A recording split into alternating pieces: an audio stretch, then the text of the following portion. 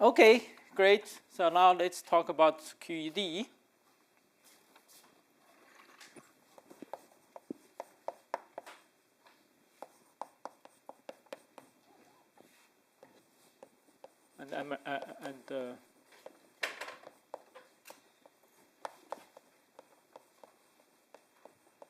Okay. So so let's first talk about QED. And we have talked about the Maxwell action. Say here is a Lagrangian density. We have F mu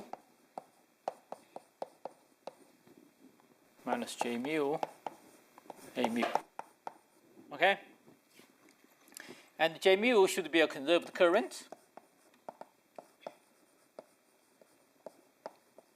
because for the consistency of the Maxwell equation. Okay, remember J mu has to be conserved. So now the question is what provides this J mu? Okay, so now let's imagine, now let's introduce some other fields. And now imagine we have some Dirac fermions. We have some fermionic field, say with the Lagrangian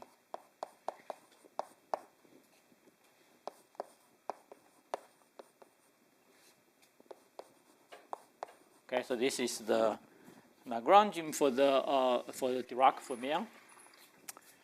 And then we discussed that for Dirac fermion, and then there's a conserved current because there's a global symmetry. There's a U1 global symmetry.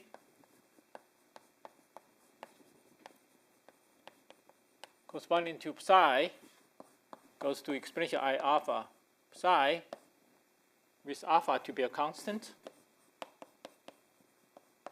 Okay? And then this leads to a lossy current, J mu, which is conserved.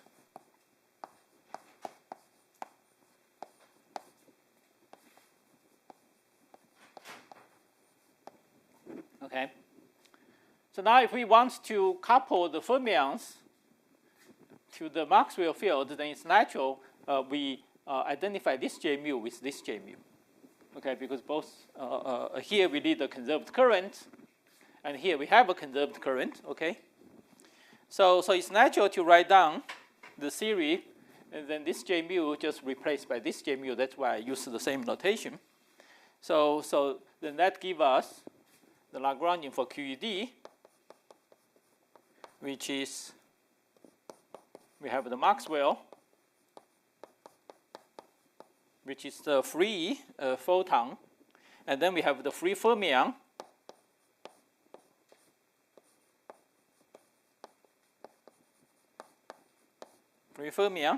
but then the fermion and the photon are coupled together through this.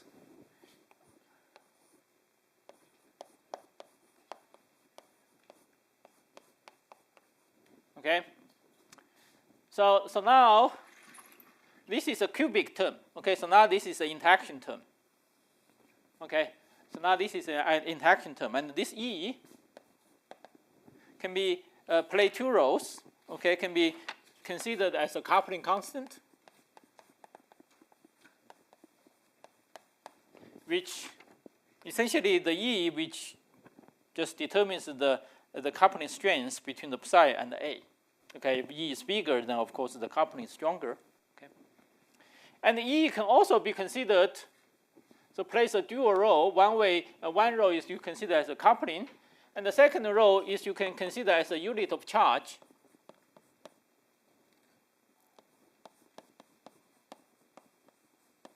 Okay, a unit of charge. Because when we talk about the loss of current, this is conserved. You can multiply this by an arbitrary number. This is still conserved. Okay, this is still conserved. And when we multiply, and here it just means that the unit of this current is given by E. Okay, so the E plays two roles here. Okay, and then of course this E just our standard electric charge. So if you take the psi to be electron, and then this will be standard electric charge for the electron, and then this will be a series which governs the interaction between the electron and the photon. Okay. Any questions on this? Yes? How come different particles will still have some multiple of the same charge? You might think that you could set the coupling constant to any arbitrary value. Sorry? How come different particles have charges that are multiples, integer multiples of each other? Yeah, yeah. You might think in this framework that you can kind of set the coupling constant to whatever you like. That's right. That's right. Yeah, yeah. So in this framework, indeed, this E can be arbitrary, and then different particles can have different charge. For example, if we couple this to electron, this will be E, and then if we couple this to muon, so in principle we have some E tilde which does not have to be the same as this E. Indeed, and it's a highly unusual feature that in nature what we observed, the charge seems to be quantized. There seems to be multiple of some charge, and that cannot be explained using this framework. It has to be explained using some other framework, say sometimes called grand unified theory can be used to explain that. Yeah. Other questions? So I'm a bit confused. In this middle section, this J mu is the conserved current from the muon symmetry. Yeah. But then, what was the analogy you're making that you can take it to be the same J mu for the Maxwell Lagrangian? Yeah, just a lateral identification. But on this Lagrangian doesn't have this muon symmetry for this Fermat because it doesn't even exist there. So Yeah. how can you say So now I couple them. Okay, so you're just taking inspiration now to add both of them. Yeah, that's what we do here. We add both of them. Yeah.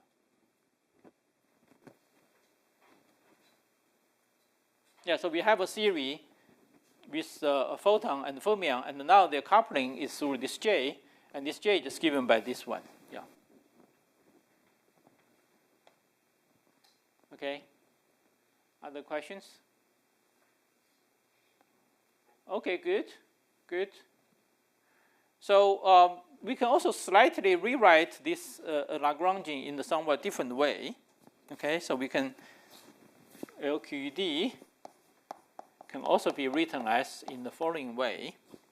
Okay, so we can also rewrite this as 1/4 of mu. So this part we don't change, but we can actually combine these two terms together in the following way. We write it as I psi bar, and then gamma mu. I introduce a new derivative called d mu minus m psi. And this d mu, capital D mu psi is equal to partial mu psi minus I e a mu psi. Okay.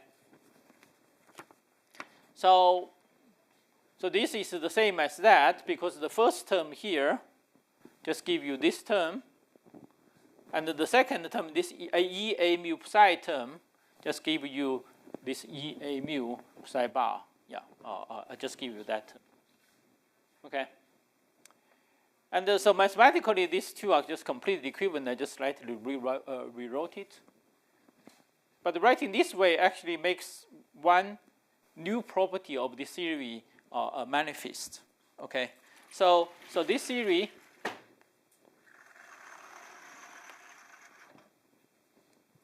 So we know that this theory has a gauge symmetry, but this theory only have a global symmetry. Okay, this theory only have a global symmetry. This alpha must be a constant. Okay, so now when we combine together, it turns out that this new Lagrangian actually have a new has a generalized gauge symmetry. Okay, so L max. So LQD is invariant, turns out to be invariant under the following. So you take a mu goes to a mu plus partial mu lambda x, and then now you transform psi also by a local transformation.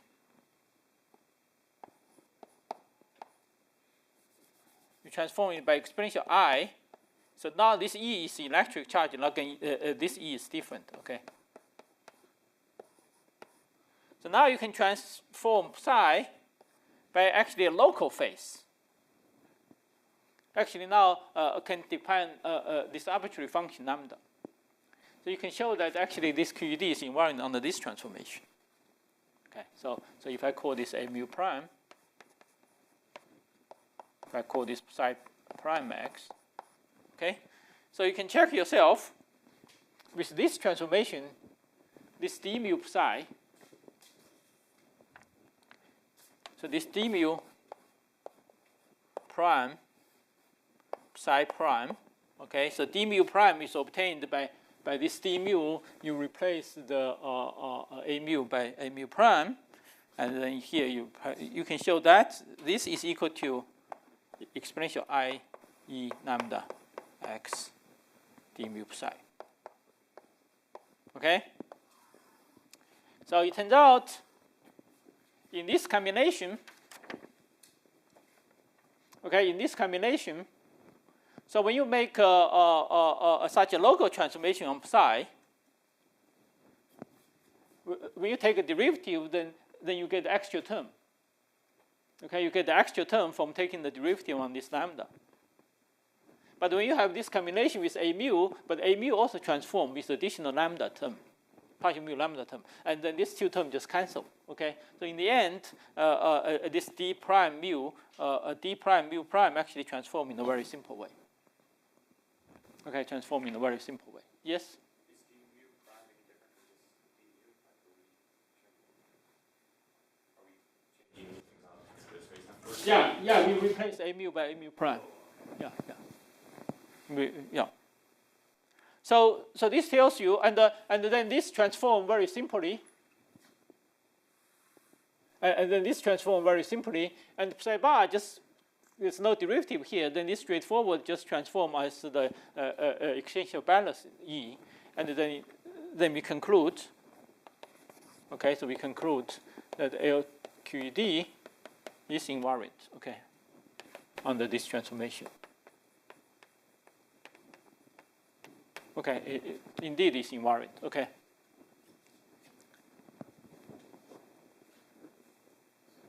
So we call it gauge invariant. So now this is the a generalized gauge symmetry, which now you also transform the fermions. Okay, you also transform the fermions.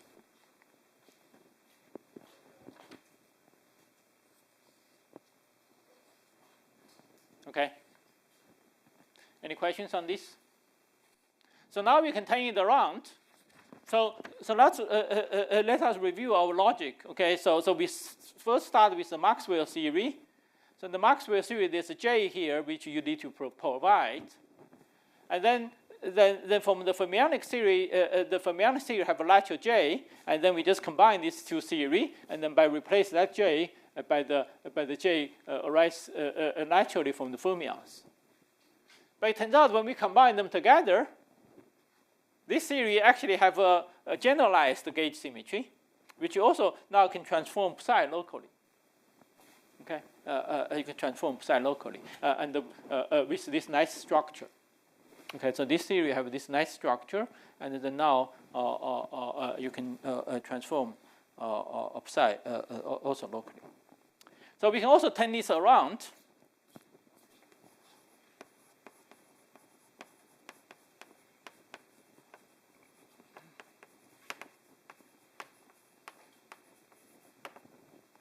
So we can say,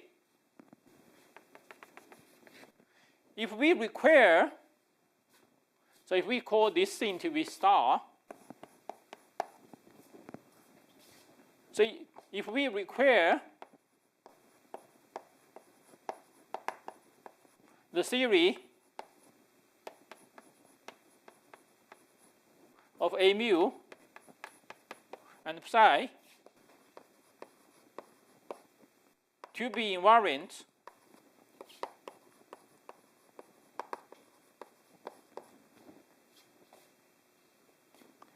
under star, and then that uniquely leads to the interaction, then that leads, yeah, maybe not uniquely, then that leads to the interaction of the form J mu A mu. Okay, just leads to this kind of interaction. Okay, so we continue the round. We say, okay, let's using a different logic. We want to couple the photon and the psi together. We want to couple A mu and psi together.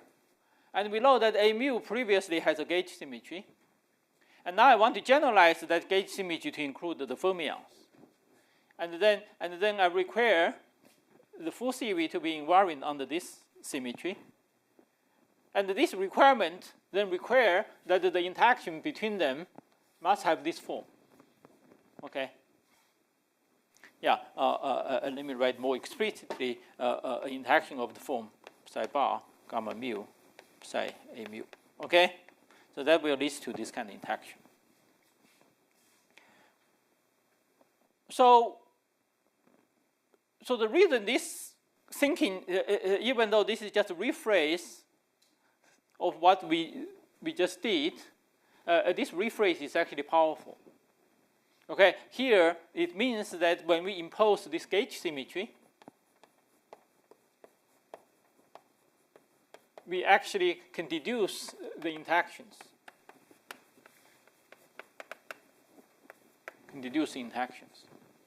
Okay, we can actually deduce interactions just by requiring. We can fix interactions by requiring certain kind of symmetries. Yes. Is there a natural way to think about like what would motivate you to assert this local gauge symmetry? Yeah, that's what motivates me. Maxwell theory already have a gauge symmetry. When I couple the fermi, I just want to generalize it.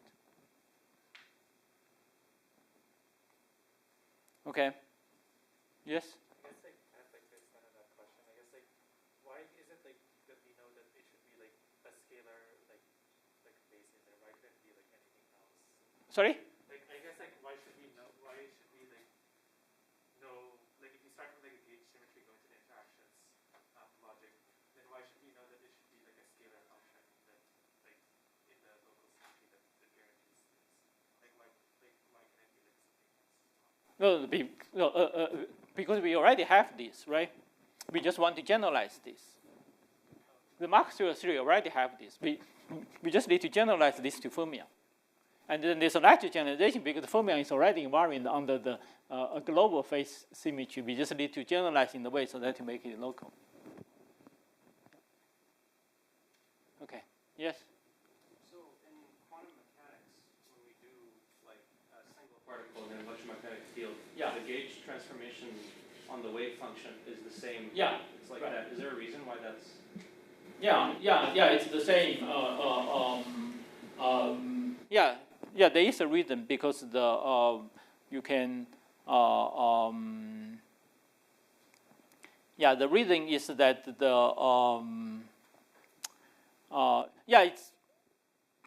it's that this when you go to long relativistic case, this reduces just to one particle quantum mechanics. So one particle quantum mechanics should also have this kind of symmetry. Yeah. Good. So this is in fact not just a reinterpretation of what we are looking so far. This is actually a very deep dynamical principle. Okay, so this is in fact a deep. Let me emphasize this is a deep dynamical principle.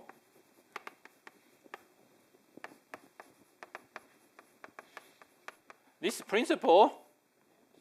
So essentially you have gauge interactions, gauge symmetries, or in other words, local symmetries can be used to determine interactions. Okay.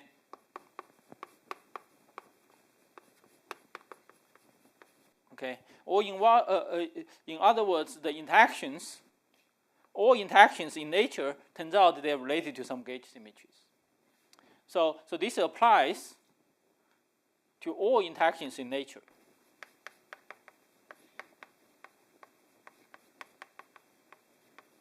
So So this principle applies to all interactions in nature. Okay. So here we see in the electromagnetic interactions, turns out the same thing happens for the weak interaction, same thing happens for the strong interaction, and the same thing happens for gravity. They all can be formulated as a consequence of some local symmetries. Okay, some local symmetries. And why is that the case? We don't really know. We don't really understand why somehow this dynamical principle should be there. But this is just a fact that all our fundamental interactions, they can all be understood this way. Okay. So we roughly understand, but yeah. But going into that will be a long story. Yes. So people sometimes say that gauge invariance is like an ambiguity of the theory. Yeah, so yeah. You can shift your fields by whatever, and the theory is invariant. So how can like an ambiguity in your description lead to something very physical, which is the interaction? Yeah, exactly. So we emphasized. So when you say ambiguity, this is what we said earlier, that the gauge local symmetries or gauge symmetry, they just tells you your theory that the degrees of freedom are redundant. Okay, some of the degrees of freedom is just not important. Then you say this should be pretty artificial, right? They just tell you have some redundant degrees of freedom, you just get rid of them. But it turns out that they actually, So this is part of the mystery. Okay, and this is a part of the mystery why somehow the gauge symmetry leads to the interactions. Yeah. So let me just, it's a long story. Let me just briefly make some comments here. Okay, so now we more or less understand that all these interactions, they all essentially all these important interactions in nature, those fundamental interactions, they're all governed by some massless particle. Okay, they're all governed by some massless particle. But somehow to describe a massless particle, you actually require to have some kind of redundancy so that you can describe them in a Lorentz covariant way. Without those redundancy, you cannot describe them in a Lorentz covariant way. So in a sense, that's where that comes from. Okay. Yeah, but to make the statement which I just said precise is actually a long story. Do you have any questions? Yes? Would it have been possible to quantize the Maxwell theory just using the E field and the B field without involving any kind of gauge? We don't know how to. So we don't know how to. There's no good way to quantize that to give you a nice quantum theory, and we also know that the physically a mu actually plays a role, in situations like a Harlow-Bohm effect, the a mu plays important role even when E and B is equal to 0. So a mu is a more fundamental object than E and B. So E and B should be considered as a derived object from a mu. Yeah.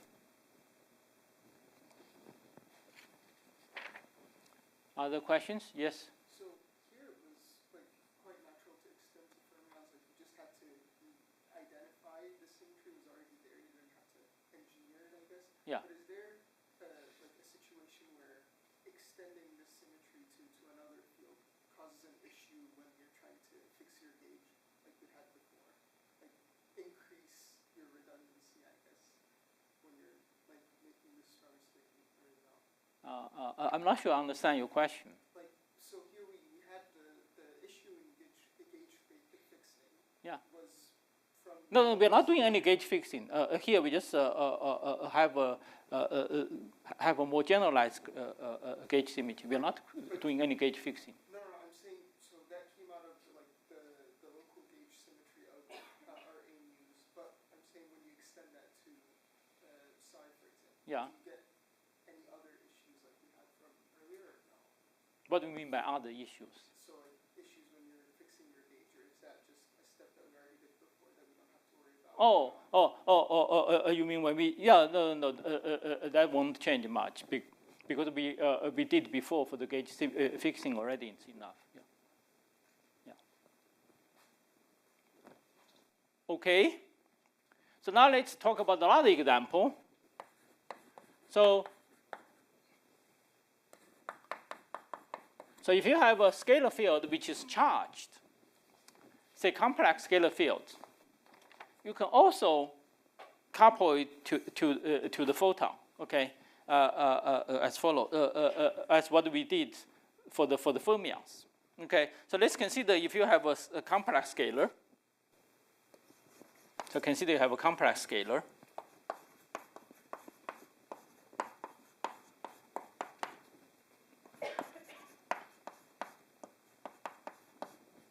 Yeah, maybe you can also have some interaction terms. Okay. So let's imagine we have some complex scalar. And so this is invariant on the phi. Goes to, again, there's a global symmetry, U1 global symmetry, alpha equal to constant. Okay? And then we have a conserved current. Here, J mu equal to minus I. So again, you lose the current.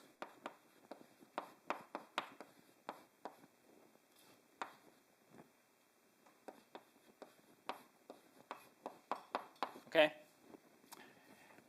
So now we can just try to do the same trick.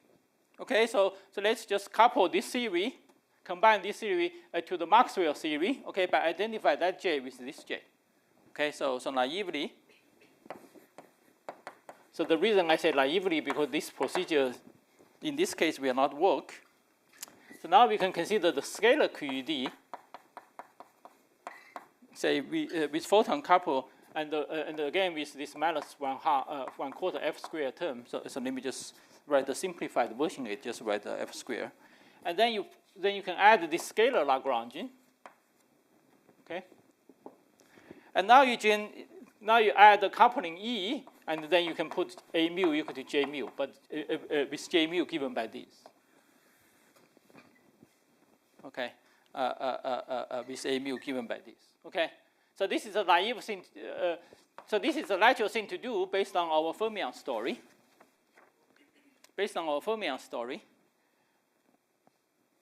And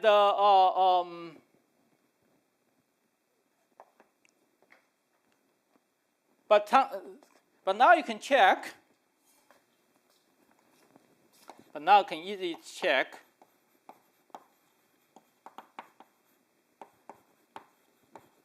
Okay, so I will not do the exact check here. You should check yourself.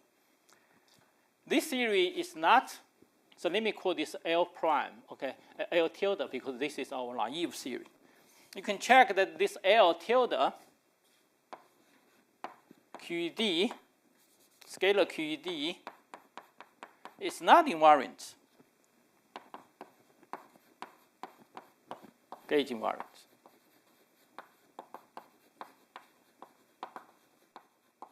Okay, means that you cannot find the transformation on phi. Okay, that this whole thing is gauge invariant. Okay, this whole thing is gauge invariant. And so, for example, so it's not gauge invariant. For one, we can check explicitly if you just copy what we do here. Okay, that this phi x given by I.E. lambda x phi x. So this won't work. Okay? So it's not invariant. Okay. Yes? Or can you just leave phi the same when you engage? No, you cannot leave phi the same. Yeah, that's a very good question. So you cannot leave phi the same. It's because the so naively you can ask yourself. You say this is supposed to be conserved, and we previously said if we couple A mu to a conserved current, this is gauge invariant. But this is conserved only when you use the equation of motion of this theory.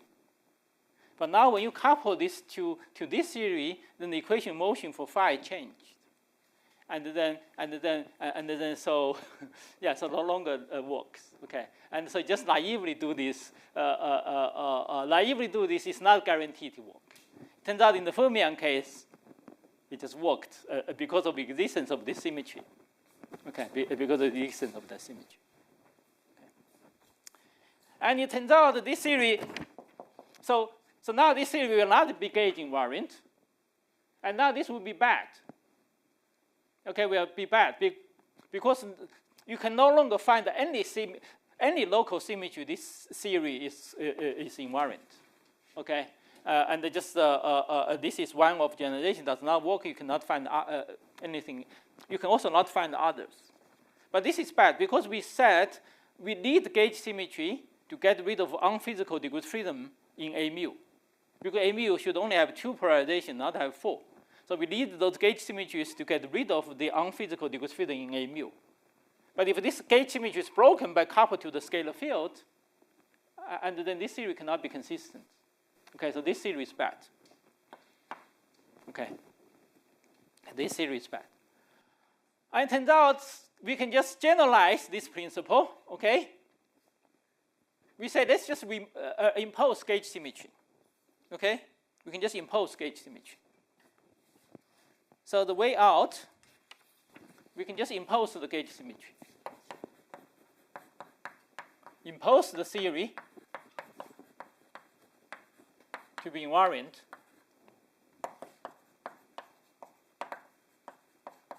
under this A mu goes to A mu plus partial mu lambda, and the phi goes to exponential minus i.e. lambda x phi.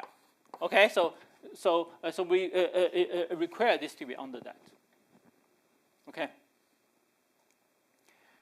So to write a theory invariant under this, we can just easily borrow the insight we already obtained from the Fermionic case.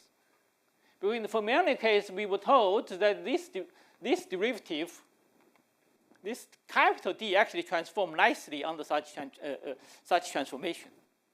When we make such transformation, whether psi is a fermion or boson, whether it's a scalar or spinor, does not play any role. Okay, so we can now just introduce d phi. We can just introduce d phi equal to partial mu phi minus i.e. a mu phi.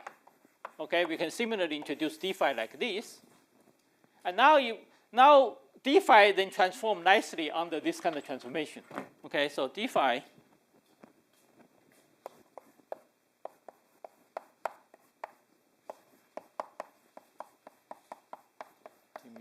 okay, then transform nicely. And since this transform nicely, and then we can easily write down the Lagrangian. Okay, so the L scalar QED then can be written as just minus 1/4 f squared. And then now, instead of the standard derivative, I use this derivative. I use this d derivative, capital D derivative. Okay? And then I have m squared phi star, and then I can have phi star. Okay? And so this will be invariant. Because those don't matter, because those don't involve in derivatives. Okay? And so, yeah. So this is now gauge invariant.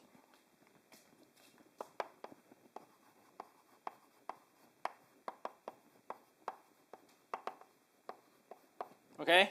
So this d mu is called covariant derivative. Okay? Because it transforms nicely under this gauge transformation. So it's called covariant derivative.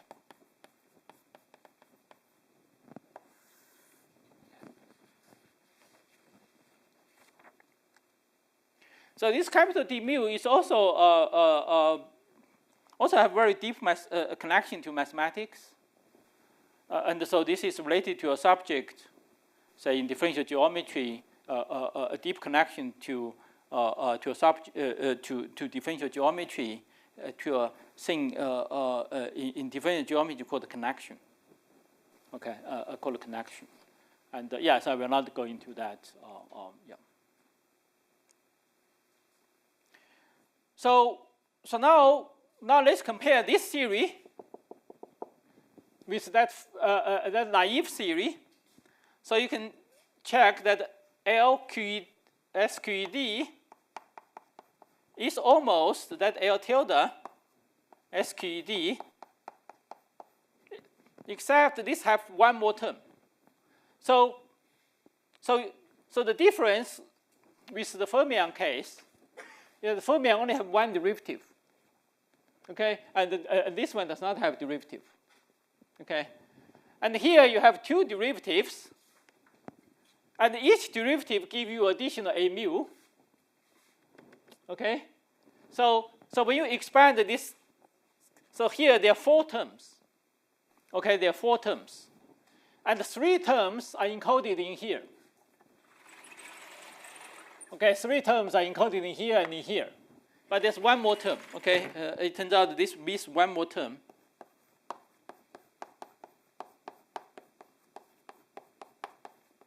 Okay, so actually there's a quartic interaction between a mu and the phi. Okay, so this only introduces cubic interaction.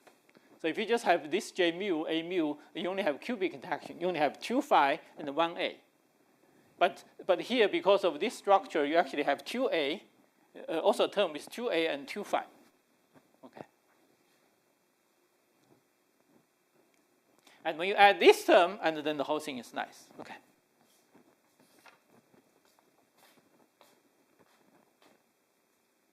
Good. Any questions? Yes? Can we also add higher order terms like these quantum terms into the fermionic theory? Sorry, say it again. Can we also add like the quantum terms or some higher order terms into the QED?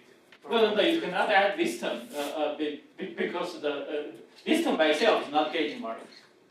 The fermionic term is already gauge invariant by itself because there's no derivative here, and so the structure is simpler. Yes. But I guess to answer that question, can you like carefully engineer higher order terms such that they're Yeah. You can engineer more complicated term, but not this kind of term. but this is required for Yeah. This is required for gauge invariance. Yeah, you can write down for both fermion and the scalar case. You can write down more complicated terms, which are gauge invariant. And the one we wrote down so far is just the simplest one. Yeah, simplest one. Yes? So which quantity should I interpret as the electric current? Like J mu there, or like, I guess J mu plus the A mu psi star psi? Yeah. So it's still, so when you interpret the electric current, it's still this J mu. Yeah.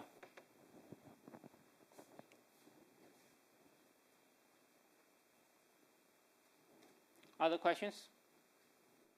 Okay, great. So let me just make a comment.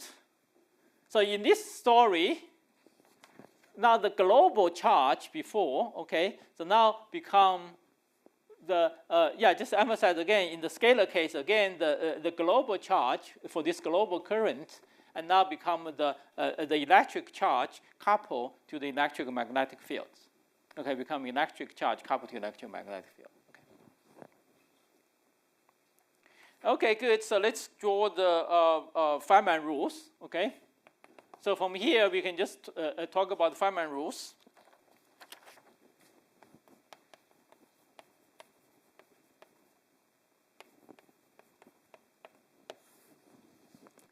So let's first do the fermionic case. So the rules for fermion is the same as before. The only thing we just need to write down the propagator for the propagators are the same as previously for the Maxwell theory and for the let's first do the QED, and the propagator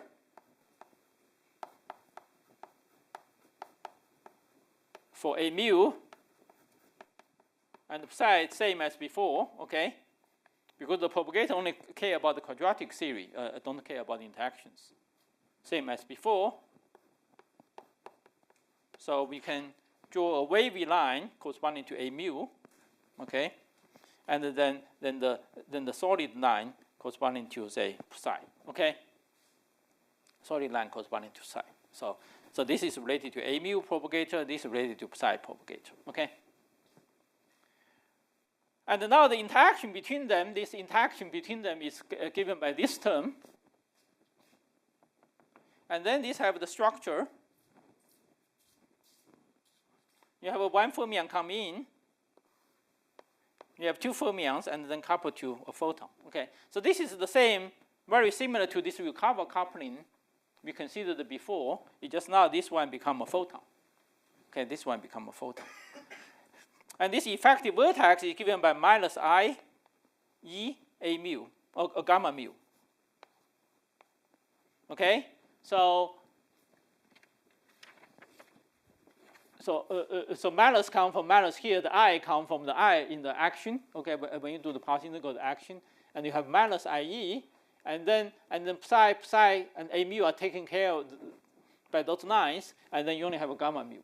Okay.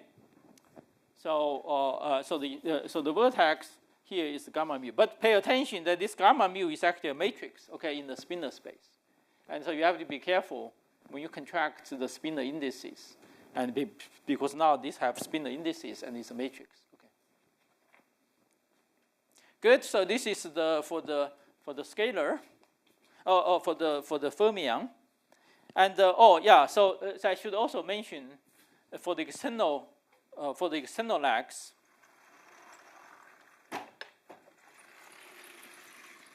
So this is for the vertices and the propagator. And if we consider the scattering amplitude,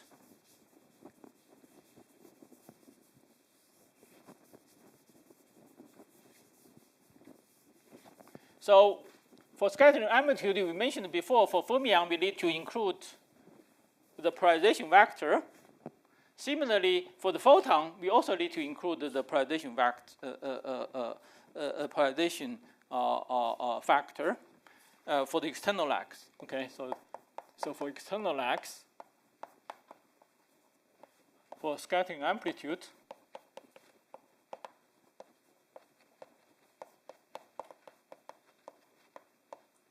so for if you calculate the green function, it doesn't matter. You just include the external propagator. But for the scattering amplitude, then we need to include the polarization vector for photons. So for the initial state, suppose in the initial state we have, say, some vector k and alpha. So alpha determines gives its polarization vector, and k is the momentum.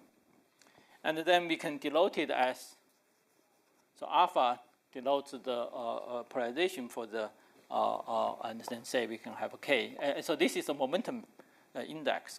So this is a momentum arrow, okay? And so this corresponding to, okay?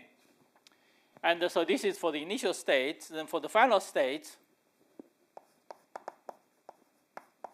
if you have a photon in the final state like this, and then again we just have alpha, and so normally we draw the momentum arrow to come out if you have a final state, and then the polarization factor will be just this star, okay? Just the complex conjugate. Okay, it's very easy. Okay. So when you write down the amplitude, you just have to be careful. For external photon lag, you have to include the polarization vector. So for scalar QED, it's very similar.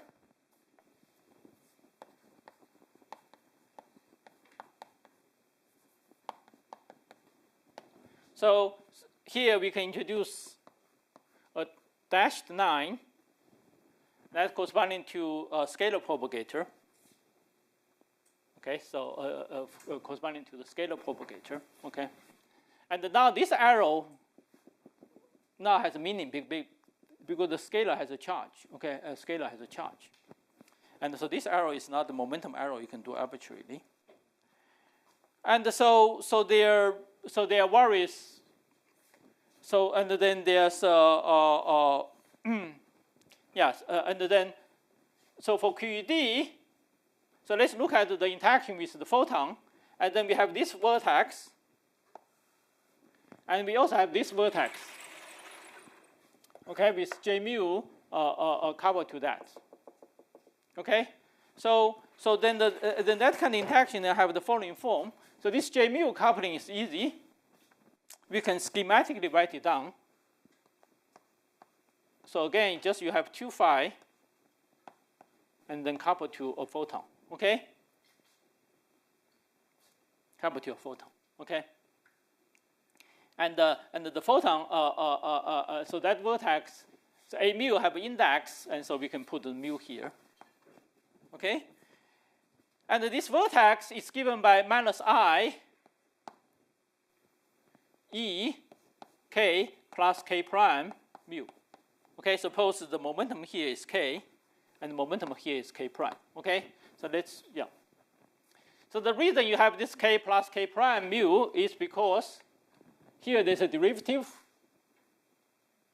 acting on phi, and so this derivative acting on this phi gives you a k1, a k, and this derivative on phi gives you the k prime. Okay, and you have the sum of these two terms, and so that's why you have this kind of term. Okay, for the interaction. Yes. Sorry, going back to the fermion for a second. Yeah. Do you still also have the external legs for fermions that you? Yeah, the same. Yeah, so fermion external legs are exactly the same as before. Yeah, and so we only need to introduce new rules for photon. Yeah. Yes. You still follow the same rules for starting from one move. Yeah. That rule is exactly the same. You just got to include the interaction in the right order. That's right. Yeah. So now you have just be careful. Some of the vertices now including matrices. Yeah. Yes. Do the photon polarizations have to be like or transverse to the momentum? Do the photon polarizations have to be like transverse to the momentum? Yeah, they do. Yeah, for the physical photon. Yeah, but for the physical photon, indeed, yeah. Also, why is it complex? Oh, you can choose it to be complex. Yeah, you can. For example, if you choose a spherically polarization, then it's a complex vector. Yeah. For the one we wrote down, it's real. But then this complex is the same. Yeah. Yes. Maybe you'll get to this, but when you have like an internal photon leg in a diagram, do you sum over like all 4 polarizations or just 2? Internal photon, you always just use the internal. You just use the photon propagator. Okay. And the photon propagator will include everything. Okay. Yeah. Thank you. Other questions? Yes. The internal vertices having matrices now, that's just a byproduct of the number of degrees of freedom you have per particle. Yeah. Right? Yeah. You mean the gamma mu? Yeah. It's just because of spinor nature, right? Okay, good. So this vertex, so A mu, J mu give you this vertex, but we also have this vertex. And this vertex is easy. We essentially just have 2 fermions, 2 scalars. But this one, and with 2 photons, okay? With 2 photons. And so this have A mu contracted. So if we write mu here, and the nu here, and then we will have minus, okay, IE square eta mu. Okay.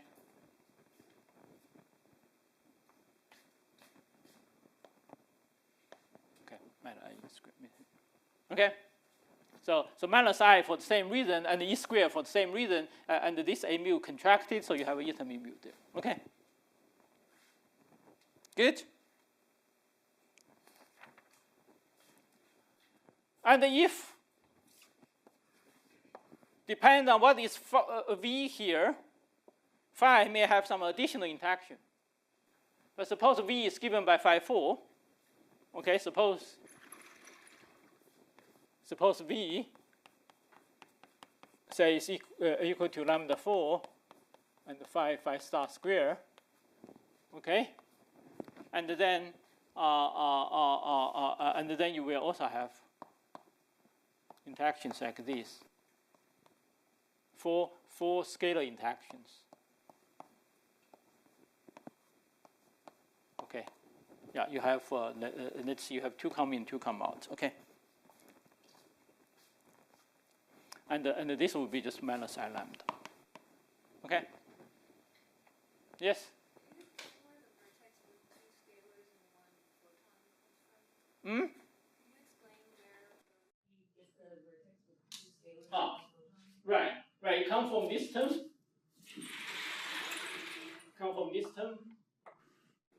So this is a mu times j, and j have 2 phis here. Right, yeah.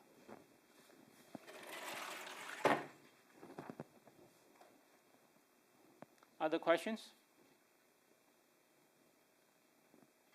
Yes? Would it be possible just to, like, hypothetically, if I wanted to, like, give the photon mass, like, and just add a mass term to the Lagrangian? Yeah. Yeah. Sorry, what's the question? Sorry, is it possible? Is it possible to add, like, a mass term to the photon, like in Lagrangian? No, you cannot. Okay. No, because that violates the gauge symmetry. Okay.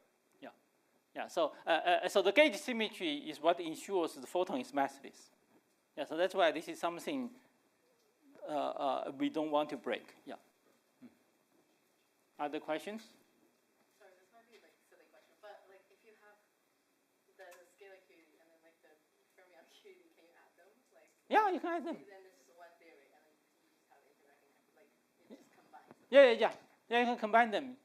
Just like you have a theory, the electromagnetic field coupled both to charged scalar and charged fermions. Yeah, you can certainly combine them. The reason I'm separating them just for convenience. Yeah. So can we have an intersection term directly between the fermion term and the scalar term? Oh, you can. Yeah, you can add whatever. Just you only have to make sure things are gauge invariant. And you can add arbitrary interactions you want. Just you have to make sure they're invariant under those gauge transformations. Yeah. Also, follow up on the other question, can we make another theory that has like intersection that have U1 gauge symmetry but with massless, with massive particles? With massive particle, massive photon? Instead of photons, like we have something that have that is massive and like coupled to the fermion field like this. Can we do that? No. You're asking whether the massive photon coupled to fermionic field exists. Yeah. Okay. So this question can be answered in several. So if you just directly add a mass term, so let's add a mass term for the photon. Okay. So this you can immediately check this is not gauge invariant. So that's the reason we didn't add such a term to the Maxwell theory, because in the Maxwell theory, if you add this term, it will violate the gauge symmetry. The same reason here. So you cannot add such a term. Okay. So you cannot add such a term. So this is ruled out. Okay, you cannot add this. But now you say, is it possible somehow through some other way that the photon actually gain mass? Okay, that's possible. That's called the Higgs mechanism. That's how Higgs got the Nobel Prize. So, and that's come from this term. So now you imagine somehow this phi now have a vacuum expectation value. And now phi has a constant part. If phi has a constant part, then this becomes a mass term for the photon, okay? And then the photon becomes massive. And actually, that's precisely what's happening inside the superconductor. So in every superconductor, something like this happens.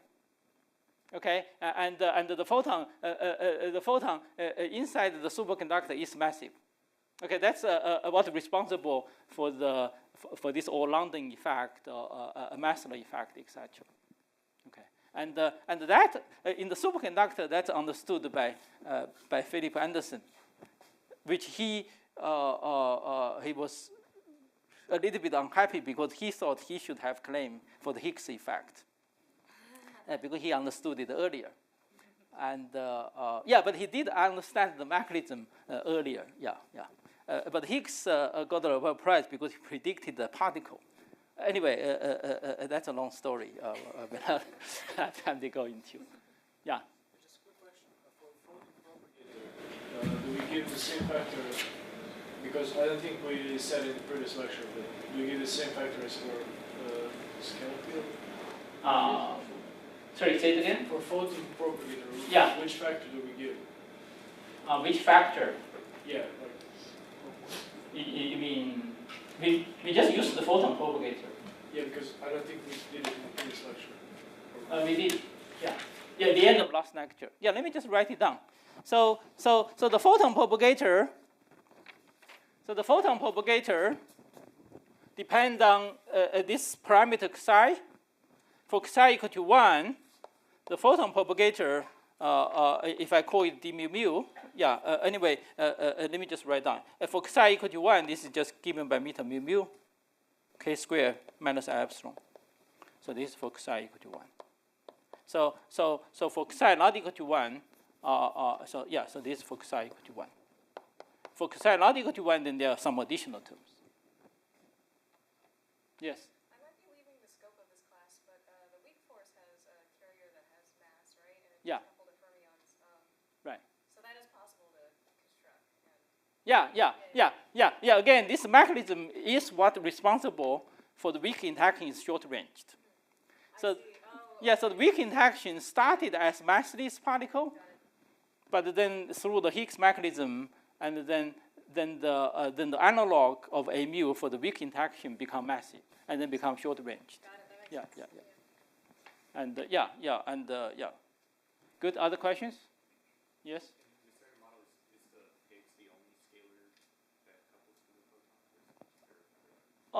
So in the standard model, there's only Higgs is the only scalar field.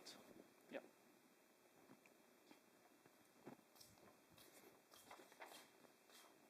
But you can have some other composite scalars like pions. Yeah, fundamental scalars is just the Higgs field. Good. Okay, good. So this concludes the discussion of the QED. And now we can ready just to study the physical processes in QED, okay? And before doing that, we need to develop a little bit formalism because when we talk about physical processes, then we need to make connection. Yeah, because QED is real life, okay? And then we can make connection with the real experiments, okay? To make connection with the real experiment, we need to develop one more thing. So this is the, we need to learn how to calculate the cross-section. Okay.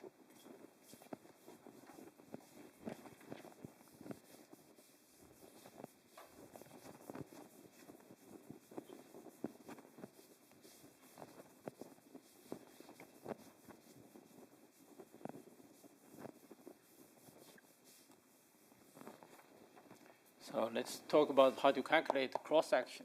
So this is a digression. Okay. So first, let's remind you how we define a cross-section in non-relativistic quantum mechanics. Okay, in the scattering theory of non-relativistic quantum mechanics. So in non-relativistic quantum mechanics, so you consider there's a target. So target is normally considered to be a point. Okay, here I just make it big so that we can see it. So here is the target. And then we and then we define an axis, the scattering axis, which the particle come in. So this is some incident beam of particle.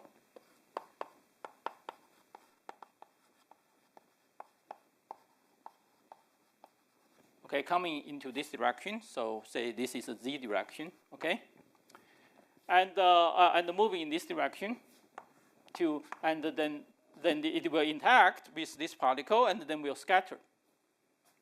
Okay, so the particle will scatter, and then we put the detector around this target particle to detect those scattered particle. Okay, so for example, yeah, so you should view this solid angle here. Okay, and so this is the phi direction, and so this is the theta direction. Okay, so here is the So here is the theta direction, and this is some small solid angle, which the detector, say, suppose there's a detector here, okay. Suppose there's a detector here, and then this detector spread a solid angle, d omega, respect to the target, okay. So this is the standard setup for non-relativistic. For scattering process in the non-relativistic quantum mechanics. So what we measure? What we measure is dn dt outgoing particle, okay, scattered particle in the theta and the phi direction. Okay, so this is theta and the phi. This is where the detector locates, okay, in the theta phi direction. So this is the number. This dNdt is the number of particles, number of scattered particles.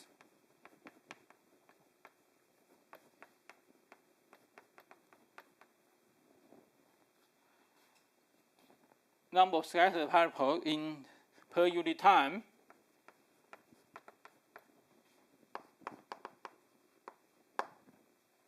In the detector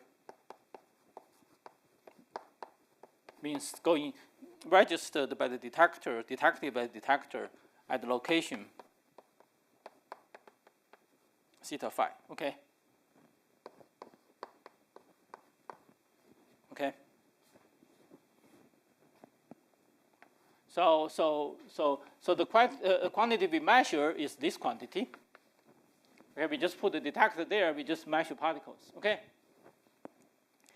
And clearly, so this thing depends on many things, okay? This quantity depends on many things, depends on the interaction between the interaction between the incident particle and the target, etc. But it also depends on many other kinematic factors, okay? So for example, it will depend on this out clearly will depend on the number of incident particle.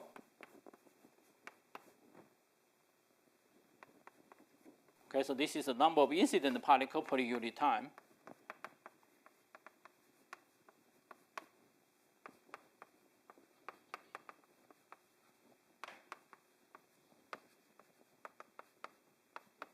If you have more incident particle, of course you will detect more outgoing particle. Okay.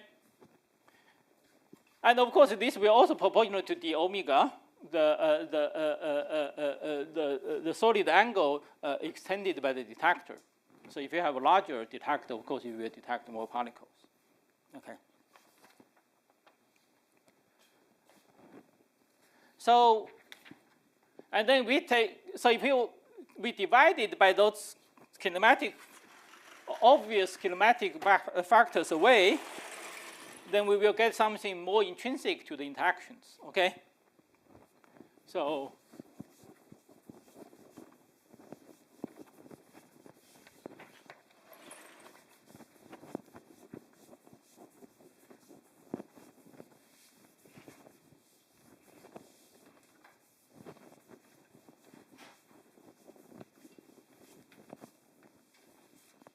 So we can consider, so we can divide by d omega and divide it by this thing. So this object, dn dt, then we divide by d omega per solid angle out, and divided by the incident number of particles per unit time. So this should give us the probability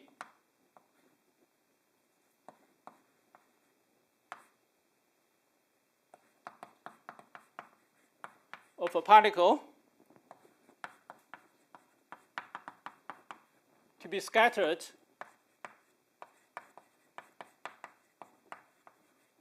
to theta phi direction. Okay, so this is the quantity which captures the effect of the interaction. Okay, so this is a more intrinsic quantity. But experimentally, this is actually not the thing we directly measure in the experiment. Because in the experiment, it's not easy to count the number of the incident particles. Okay, we always consider a beam of particles. Okay, we always consider a large number of particles, a beam of particles. So experimentally, it's more convenient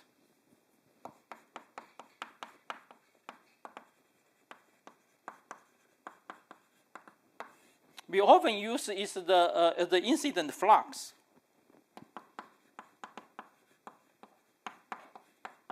It's the number of particles per unit time and per unit area. Okay, so we just send the beam, and we just need to know the density of the beam. Okay, so that will give us the flux. Okay, the number of particles ingoing per unit time and per unit area. So A is the cross section of the incident beam. Okay. So now this is the quantity, and now we have to divide. So instead of divide by this one, we divide by this one. Okay. So now this d sigma d omega, which then is defined to be dn dt d omega out, and then you divide it by incident flux. Okay. Incident flux per unit time. Okay. So that's the object we actually measure. Okay. So this is called the so some comment on this. So the first comment is that this has dimension of area.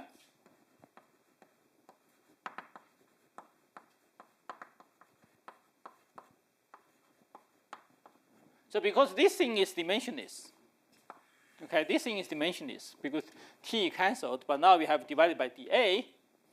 So A going up, and then this have dimension of area. So the physical meaning of this, which I'm sure you learned in your non-relativistic quantum mechanics class, is that this gives you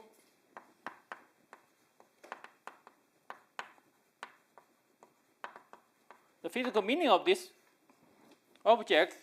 So this gives you the effective area of interaction.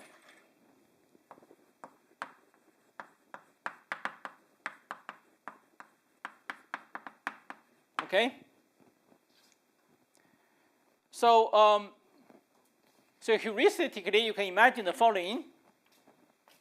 So if you imagine the incident particle and this target particle, they actually have some short range interaction. Okay, and then they no longer interact, say outside some distance, and then heuristically, and then this quantity then can be considered as give you the area, the area of interaction which around this target particle. Okay, around the target particle. So that's why this d sigma, d omega is called the differential cross section.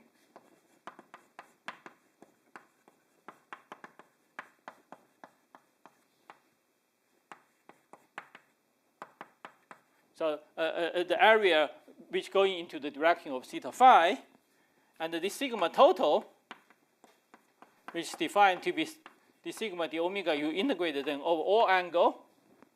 Okay, so this is a function of theta and phi, and now you integrate over all solid angle, and then that gives you the total cross section.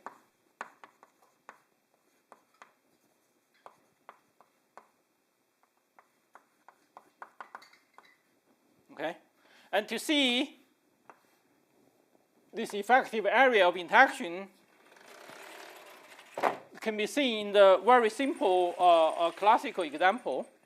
So this definition actually is not quantum mechanical. You can also do it classically. Okay, it's not restricted to quantum mechanics. This can be defined for any scattering event, including in classical mechanics.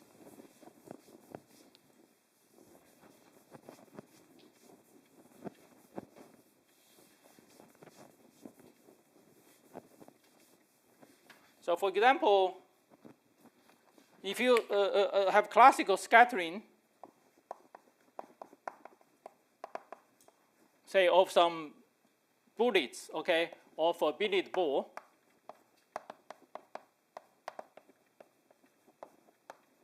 and then you find that sigma total.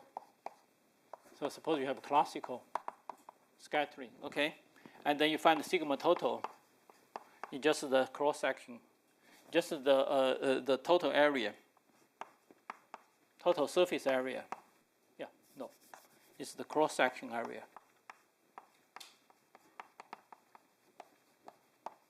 Of the billiard, okay.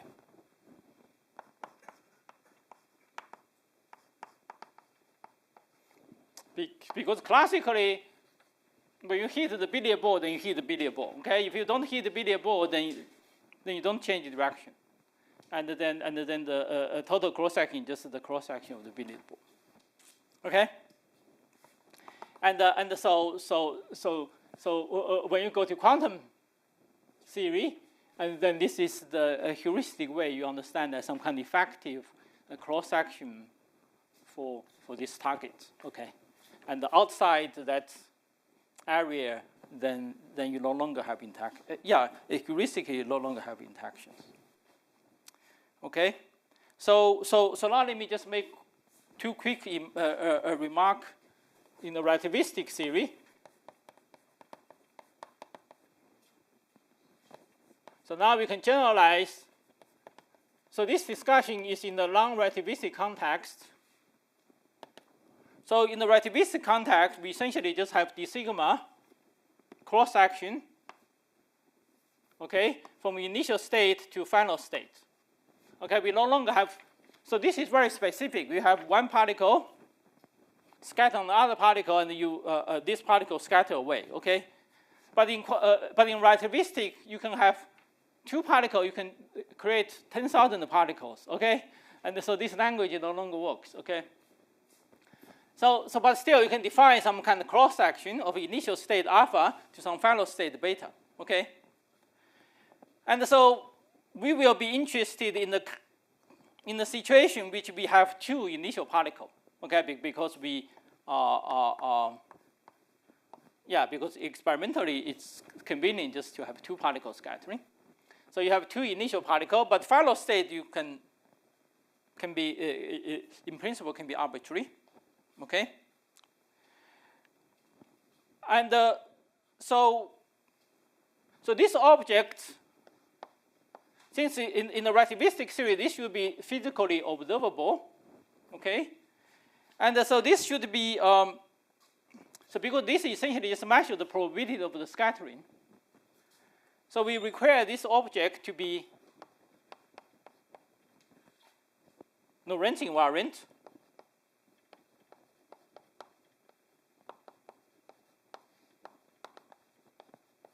Okay? And the symmetry. And also in the relativistic, you just scatter two particles. There's no notion of what's the target or what is the incident particle. So these two particles should have equal role. So this should be symmetric.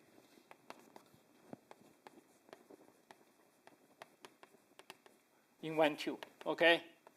So if you exchange 1, 2, this cross section should be the same. Okay, should be the same. So now if you consider, but you can always consider in the rest frame, say, of particle 2. Okay? So suppose we consider the rest frame. Suppose we go into the rest frame of particle 2. And then we roughly have this situation. Okay, so this is particle 2, this is particle 1, which come to particle 2. And then we should have the, and then we can again, and then in this situation, we can define the alpha to beta based on our non-relativistic considerations. And then we consider, so here I use the probability from alpha to beta dt. Okay, so this is the, essentially replace that. Okay, here fellow particle only have one particle, so you can define a solid angle. But if we have 10,000 particles here, in the beta, of course, I cannot define a solid angle. Okay, so I can just talk about probability from alpha to beta. Okay, from alpha to beta, but per unit time, and then again we divide it by the incident flux of 1. Okay, the incident flux of 1. Okay. Oh, let me just call it in. So Ny means the flux, the number of particles of 1. Okay. Yeah. So what we will do is that we will first calculate this object in the rest frame of 2, and then we construct the Lorentz invariant version of this. Okay, so that's our strategy to define what will be the relativistic generalization of this. Okay, so we will discuss this next time.